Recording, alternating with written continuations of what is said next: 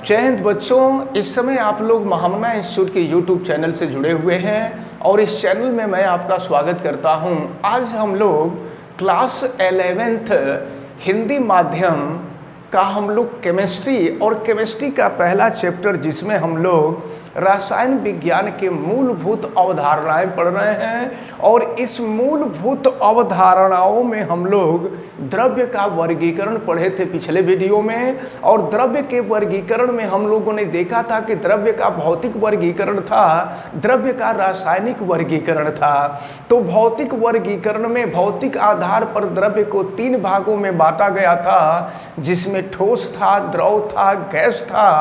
इसके बाद द्रव्य का रासायनिक वर्गीकरण किया गया था। तो रासायनिक वर्गीकरण में द्रव्य को 2 भागों में बांटा गया है। एक शुद्ध पदार्थ होता है और दूसरा मिश्रण होता है। अब शुद्ध पदार्थ को भी 2 भागों में बांटा गया है। एक तत्व होता है, दूसरा यौगिक होता है। और तत्व में हम लोग धातु और धातु और उपधातु के बारे में पढ़ लिए थे। आज हम लोग यौगिक के बारे में पढ़ेंगे। तो यौगिक की डेफिनेशन मैं शुरू करूं इसके पहले मैं आपको बता दूं कि अगर चैनल पे नए हैं और चैनल सब्सक्राइब नहीं किए हैं तो चैनल को सब्सक्राइब जरूर कीजिएगा और बेल आइकन को आप प्रेस भी कीजिएगा। किसी प्रकार की कोई दिक्कत समझ में आती है तो आप कमेंट भी करिएगा। इस वीडियो को मैक्सिमम स्टूडेंट तक आप शेयर भी कीजिएगा और वीडियो को लाइक तो जरूर कीजिएगा। तो चलिए शुरू करते हैं। हम आपको बताते हैं यौगिक के बारे में कि यौगिक क्या है। देखें, 2 या 2 से अधिक तत्वों के किसी निश्चित अनुपात में रासायनिक संयोग से जो पदार्थ प्राप्त होता है उस पदार्थ को ही हम यौगिक कहते हैं। और यौगिक के अवयवों को हम चाहें तो भौतिक अथवा रासायनिक विधि से पृथक भी कर सकते हैं। अगर हम यौगिक का उदाहरण लें, जैसे मान लीजिए ये है सिल्वर नाइट्रेट AgNO3। तो इसमें सिल्वर है, सिल्वर का एक एटम है, नाइट्रोजन का एक एटम है, ऑक्सीजन का 3 एटम है। तो यहाँ पर 2 से अधिक तत्व यानी 3 तत्व आपस में रासायनिक संयोग किए हैं और रासायनिक संयोग करके इस यौगिक AgNO3 सिल्वर नाइट्रेट का निर्माण हुआ है।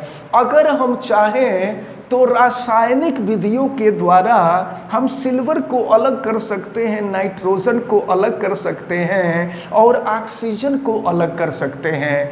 तो ये रहा यौगिक। और इसके बाद हम आपको बता दें यौगिक के ढेर सारे उदाहरण हैं। यौगिक का उदाहरण ये जल है, H2O है। और एक बात हम आपको बता दें कि यौगिक के अंदर अवयवी तत्वों से भिन्न गुण होता है। जैसे कहने का मतलब हमारा ये है कि ये जल है तो हाइड्रोजन के अंदर कुछ और गुण होता है, ऑक्सीजन के अंदर कुछ और गुण होता है और दोनों के रासायनिक संयोग से जो जल बना है इसके अंदर कुछ और गुण होता है। जैसे हाइड्रोजन गैस जलाती नहीं है, स्वयं जलती है। तो हाइड्रोजन गैस जलती है, ऑक्सीजन जलती नहीं, जलाने में सहायक होती है और दोनों के रासायनिक संयोग से जल बनता है। यह जल का काम बुझाने का होता है। तो यहाँ पर आप देख रहे हैं कि हाइड्रोजन का गुण कुछ और है, ऑक्सीजन का गुण कुछ और है और दोनों के रासायनिक संयोग से जब जल का निर्माण हुआ है तो जल के अंदर कुछ दूसरा गुण है। तो इस प्रकार कहने का मतलब हमारा ये है कि किसी भी यौगिक के अंदर उसके अवयवी तत्व का मतलब जिस तत्व से मिलकर के उसका निर्माण हुआ हो। तो यौगिक के अंदर अवयवी तत्वों से भिन्न गुण होता है। अब इसके बाद यौगिक के 2 प्रकार होते हैं। दोनों प्रकारों का हम लोग अध्ययन करें। अब यौगिक को 2 भागों में वर्गीकृत किया गया है, जिसमें पहला है अकार्बनिक यौगिक और दूसरा है कार्बनिक यौगिक। तो अकार्बनिक यौगिक जिनको हम इनऑर्गेनिक कंपाउंड कहते हैं, इनऑर्गेनिक कंपाउंड।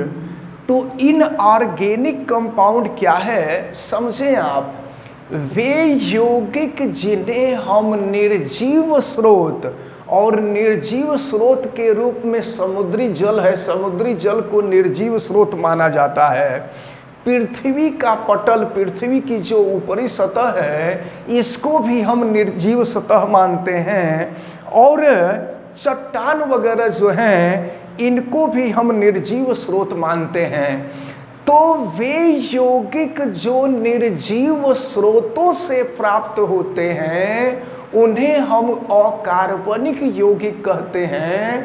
अकार्बनिक यौगिकों में कार्बन अनुपस्थित होता है।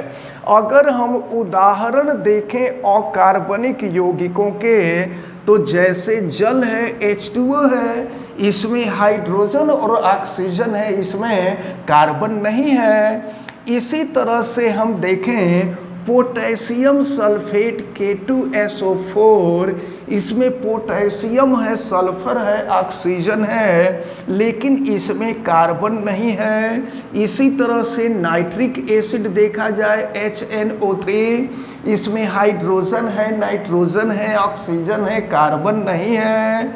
अब इसी तरह से अगर हम सोडियम नाइट्रेट देखें NaNO3, तो इसमें सोडियम है, नाइट्रोजन है, ऑक्सीजन है, कार्बन नहीं है। तो जितने भी अकार्बनिक यौगिक होते हैं उन अकार्बनिक यौगिकों में कार्बन अनुपस्थित होता है। और इसके बाद हम लोग, तो इसका जो दूसरा प्रकार होता है वो कार्बनिक यौगिक होता है। कार्बनिक यौगिक यानी कि ऑर्गेनिक कंपाउंड। तो ऑर्गेनिक कंपाउंड क्या है, कार्बनिक यौगिक क्या होता है, वे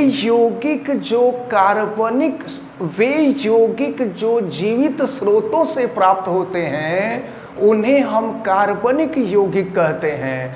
और कार्बनिक यौगिकों में कार्बन अवश्य मौजूद रहता है। और इस तरह से हम आपको बता दें, कुछ बच्चे पूछते हैं कि कैसे पता चलेगा कि किसमें कार्बन है या किसमें कार्बन नहीं है। तो अगर आप किसी भी वस्तु को जलाते हैं और जलाने के बाद वो काला हो जाता है, तो आप समझ जाइए कि उसमें कार्बन ज़रूर है। तो ये आप दिमाग में रखे रहिए कि वे यौगिक जो जीवित स्रोतों से प्राप्त होते हैं उन्हें हम कार्बनिक यौगिक कहते हैं, और इनमें कार्बन का परमाणु अनुपस्थित रहता है। उदाहरण के तौर पर हम देखें तो चीनी का सूत्र होता है C12H22O11। चीनी में कार्बन मौजूद है।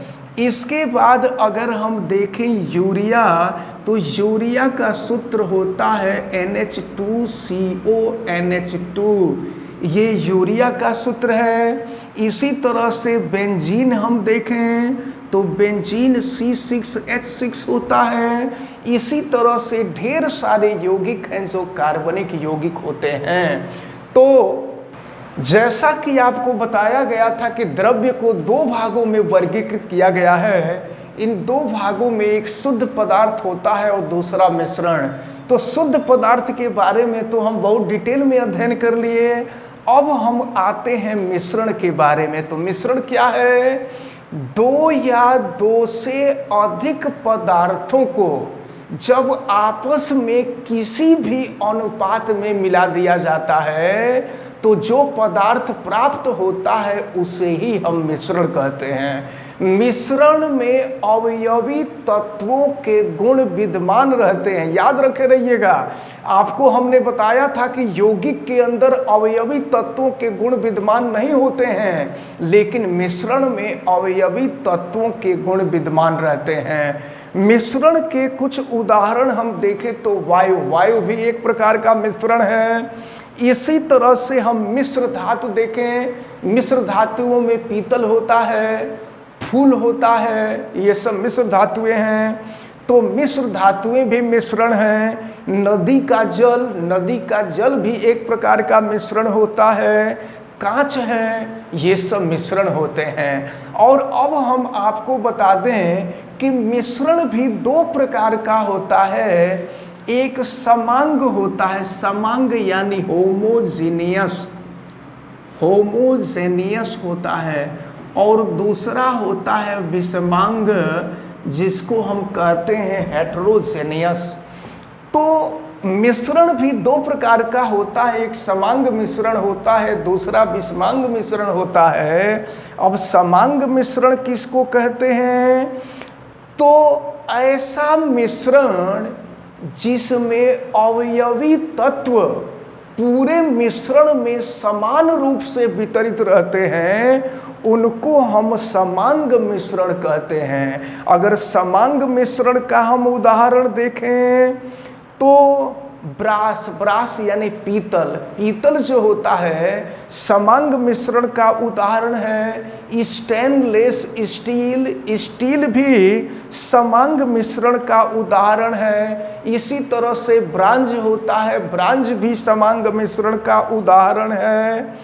और फिर कांच हुआ, कांच भी समांग मिश्रण का उदाहरण है। रत्न वगैरह होते हैं, रत्न, तो ये भी समांग मिश्रण के उदाहरण होते हैं। इसके बाद दूसरा आता है विषमांग मिश्रण। तो विषमांग मिश्रण किसे कहते हैं? ऐसा मिश्रण जिसमें अवयवी तत्व एक समान रूप से वितरित नहीं होते हैं, उन्हें हम कहते हैं विषमांग मिश्रण। और अगर विषमांग मिश्रण का हम उदाहरण देखें तो बालू, लोहे का छीलन और सीमेंट का मिश्रण एक विषमांग मिश्रण है। इसी तरह से दूध जो होता है विषमांग मिश्रण होता है। जब दूध को आप कहीं गिरा देंगे ना तो उसमें से पानी निकल करके अलग हो जाता है और दूध के कण जो होते हैं वो अलग हो जाते हैं। तो दूध एक प्रकार का मिश्रण है और यह भी समांग मिश्रण नहीं बल्कि विषमांग मिश्रण है। इसको आप अच्छी तरह से याद रख के रहेंगे। और वास्तव में जानते हैं दूध में क्या क्या होता है? जल होता है, प्रोटीन होता है और वसा होता है। इन सब का विषमांग मिश्रण है। तो इन सब चीज़ों को अच्छी तरह से याद रखना होगा। और हमें उम्मीद है कि आज द्रव्य के रासायनिक वर्गीकरण में शुद्ध पदार्थों को डिटेल में और मिश्रण को डिटेल में हमने आपको बताया। ये सारी चीज़ें आपको बहुत अच्छी तरह से समझ में आई होंगी। आप वीडियो को लाइक ज़रूर कीजिएगा और अगर चैनल पे नए हैं तो चैनल को सब्सक्राइब भी कीजिएगा। अपने जो मैक्सिमम स्टूडेंट होंगे, मैक्सिमम फ्रेंड होंगे, उनसे भी इस चैनल को सब्सक्राइब करने के लिए बोलिएगा। आप बेल आइकन भी प्रेस करेंगे ताकि पढ़ने वाले वीडियो की सूचना आप तक पहुंचती रहे। और अगर किसी प्रकार की कोई दिक्कत समझ में आए तो आप हमें कमेंट करके ज़रूर बताएंगे और वीडियो को मैक्सिमम स्टूडेंट तक आप शेयर करेंगे।